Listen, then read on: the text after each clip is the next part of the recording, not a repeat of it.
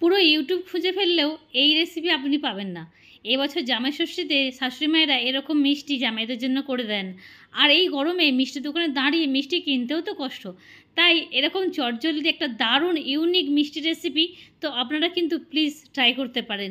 তো চলুন শুরু করি। আপনারা দেখছেন রুমাস কিচেন, আমি রুমা। প্রথমে এখানে নিয়ে নিয়েছি 1 কাপ দুধ। দুধটা আমি আগে থেকে গরম বসিয়ে দিয়েছিলাম, মানে গরম করে নেওয়া দুধ নিয়েছি, তাই ডাইরেক্ট দিয়ে দিয়েছি তার মধ্যে 2 চামচ মিল্ক পাউডার। মিল্ক পাউডার দেওয়ার পর দিচ্ছি চিনি, ওই 5 থেকে 6 চামচের মতো চিনি আছে। চিনির পরিমাণটা এখানে আপনারা কিন্তু কম বেশি করতে পারেন আপনাদের স্বাদ অনুযায়ী। এবার ভালো করে মিক্স করে নেবো, আর গ্যাসের ফ্লেমটা একদম লোতে রেখে একটা মালাই তৈরি করে নেবো, একটা ঠিক গাঢ় একটা মালাই তৈরি করে নেবো যতক্ষণ দুধটা ঘন হচ্ছে। এর মধ্যে এখানে একটা পুর তৈরি করে নিচ্ছি আমি। পুরের জন্য নিয়েছি প্রথমে ছানা, 1 কিলো দুধের ছানা নিয়েছি আমি। ছানাটা কিন্তু খুব শুকনো করে জলটা আমি ঝরিয়ে নিইনি, অল্প একটু ভিজে ভিজে রাখা আছে ছানাটার মধ্যে। এবার তার মধ্যে দিয়ে দিলাম 5 থেকে 6 চামচের মতো মিল্ক পাউডার, আর দিলাম কেশর।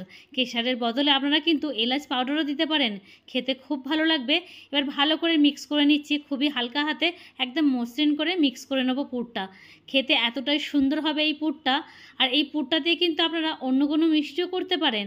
পুরটা দেখুন খুব ভালো করে কিন্তু মিক্স করে নিয়েছি।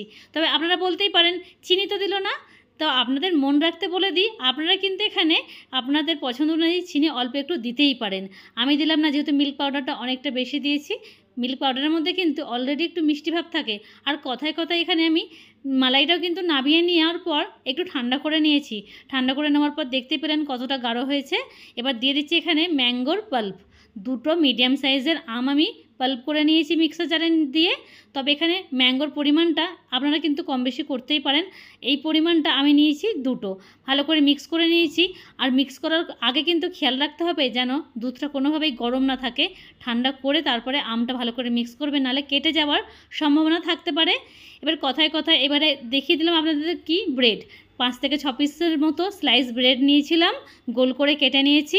যে পুরটা তৈরি করেছিলাম ব্রেডের গায়ে লাগিয়ে দিচ্ছি খুব সুন্দরভাবে, একদম গোল করে লাগিয়ে দেবো ব্রেডের গায়ে। আবারও ওপরে একটা ব্রেড চাপিয়ে দিলাম, দেখতেই পেলেন। আবারও ওপরে আবারও পুরটা লাগিয়ে দিচ্ছি।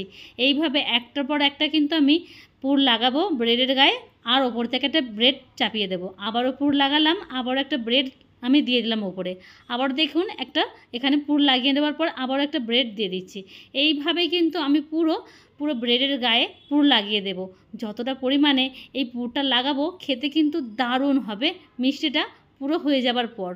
দারুণ একটা মিষ্টি রেসিপি। ভালো লাগলে প্লিজ লাইক করবেন।